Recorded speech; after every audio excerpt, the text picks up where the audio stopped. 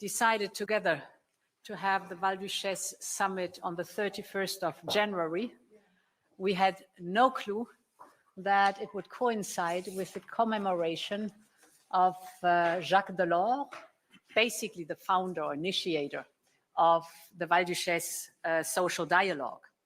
And it was here in this very castle on the 31st of January in 1985 that Jacques Delors explained his vision for social dialogue for the future of the European Union. And he believed very strongly that there could not be a united Europe without a Europe that is built on social dialogue. And he is so right, we know today by experience. We know that we are stronger and better when we have in our economy the social market and thus the social partners.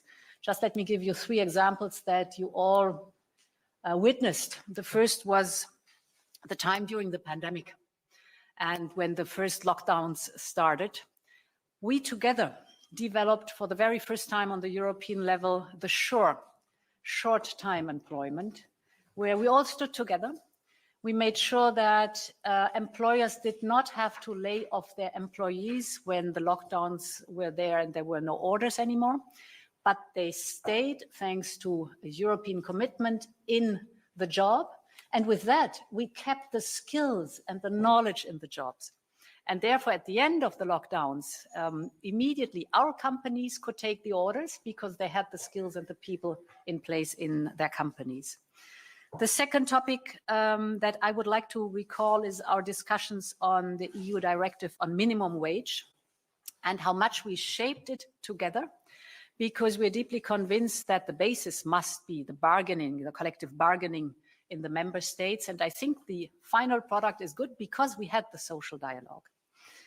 My third example is our approach, how we implement our policies. And here I would like to look at the European Green Deal.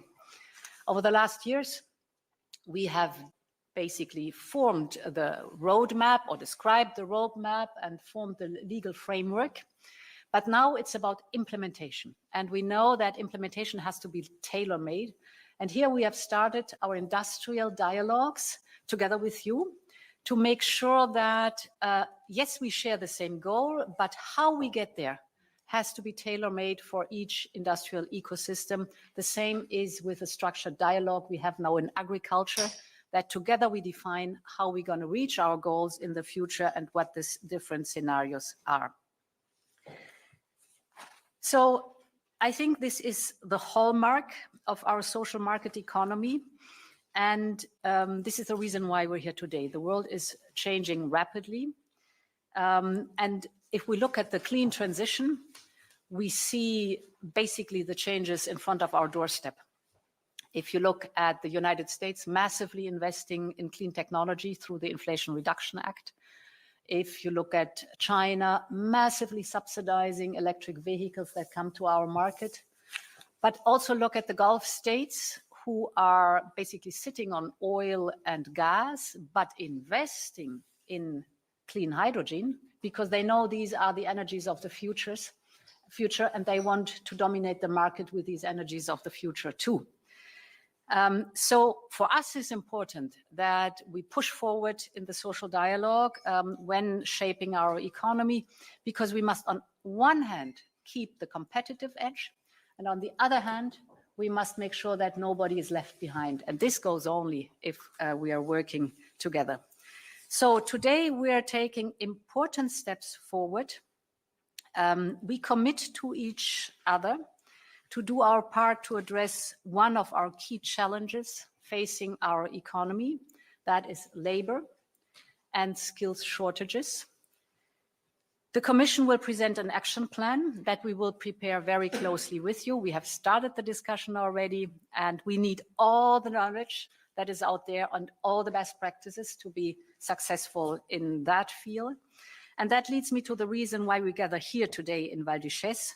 We must consolidate the progress that we have made so far. We must make sure that this method continues to drive the work of the European institutions in the years to come. And therefore, the Val Duchesse declaration that we signed today is a commitment to work side by side, to strengthen the social dialogue, and to join forces to address the key challenges of our time.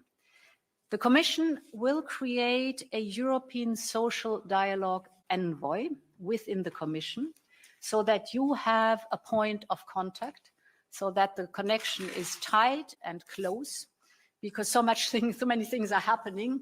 One person as point of contact, I think, is excellent for this common endeavor. Most important of all, the Commission will launch a joint declaration process that will lead to a pact for European social dialogue. This is work to do ahead of us, but we want to do it together.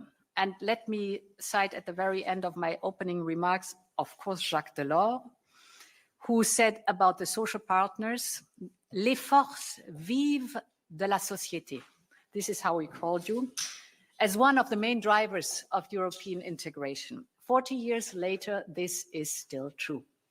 So we have a lot ahead of us. A very warm welcome again to all of you. I'm very glad that we have the combination of events today, now the social summit, afterwards the commemoration for Jacques Delors. And with that, dear Prime Minister, I would like to give the floor to you. Thank you. Well, thank you, dear Ursula, Madam President, for these opening remarks and for convening this Social Partners Summit. Maybe first of all about this historic location, Val Duchesse. One could say that this place breeds Europe. This was the place where the Treaty of Rome was negotiated. If you would walk around in this building down there, there's a plaque that shows us this was the basis of the negotiations on the common market. And then, as you said, Ursula, 40 years ago, Jacques Delors brought together the social partners here to really bring new life to what was at that point the common market and to make it the single market. And he did that by bringing together trade unions and business organizations to discuss the heart of that construction. So I guess it is with a certain degree of humility that we are here today. This building also has been used by a lot of Belgian governments for budget negotiations, and those were not always as glorious as the discussions we will have here. Our single market, as being said, it is really the basis of the prosperity, the competitiveness, the growth, and I would also say the security that we have in Europe. It is what sets us apart on the world stage. It is that group of 440 million people who say we are not alone, we are partners. It is that what really makes us, gives us influence on the world stage. And I think we really should say that the single market is a great success. A lot of work has been done, but as always, there is still a lot of work to be done in the world of today, where you have major disruptions.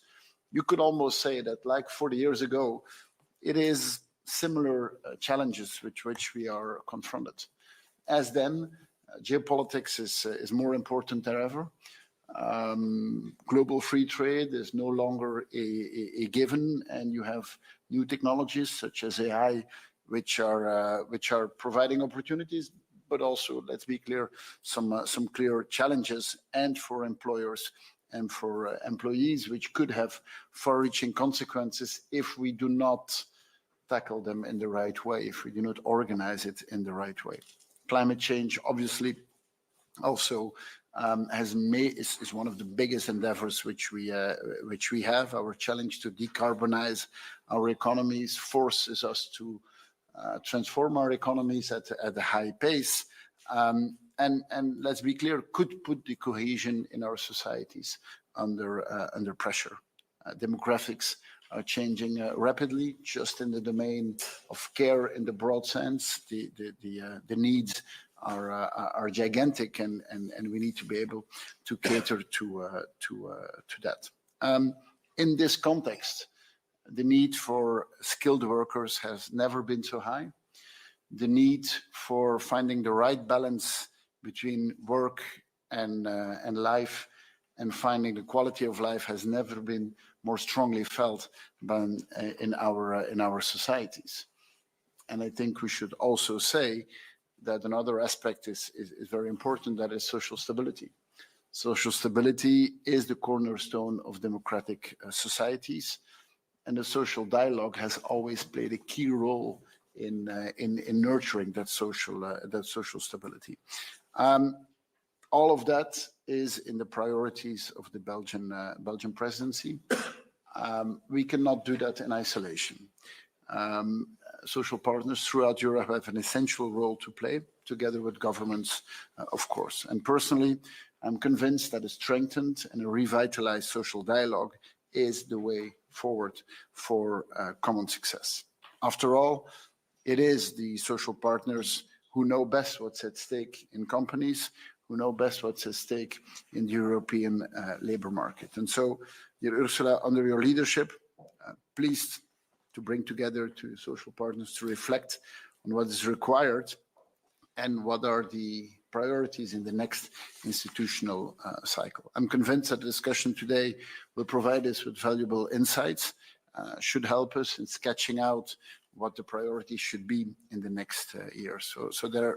Therefore, on behalf of the Council, the Belgian presidency fully supports the engagement outlined in the Val Duchesse Declaration. It addresses the imminent need for labor and skills shortages while enhancing engagement between social partners and the European Commission, putting again workers and businesses, small and large, at the rightful place. And the rightful place is really at the heart of the discussion, at the heart of the actions that we take for a common future. And a common future is a future that gives perspective for everyone, that provides the security that is necessary, and that helps us in further strengthening a European Union that is at the service of our populations.